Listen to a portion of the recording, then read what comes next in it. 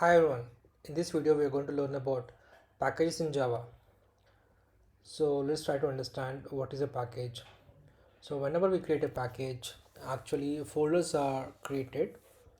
For example, say you have created a package com.dev.feature. In this case, a com folder will be created. Under the com folder, subfolder dev will be created, and under the dev folder, a subfolder feature will be created.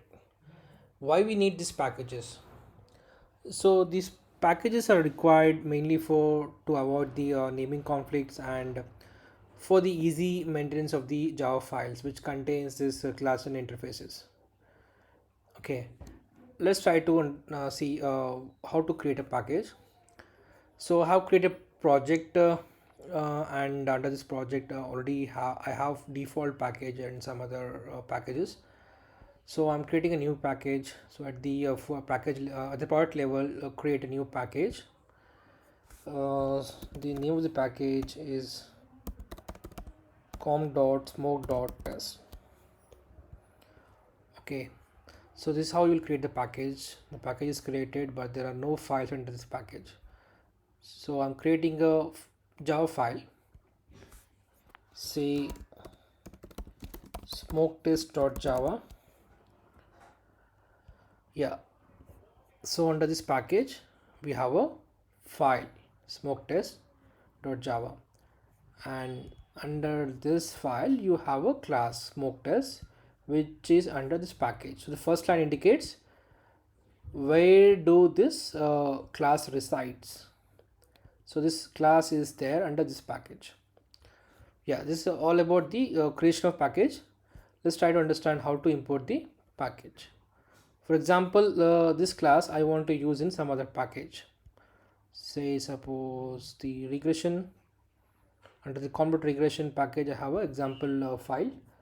So under this example file I want to import that package which contains the smoketest.java file. Okay, so use the keyword import and provide the package name.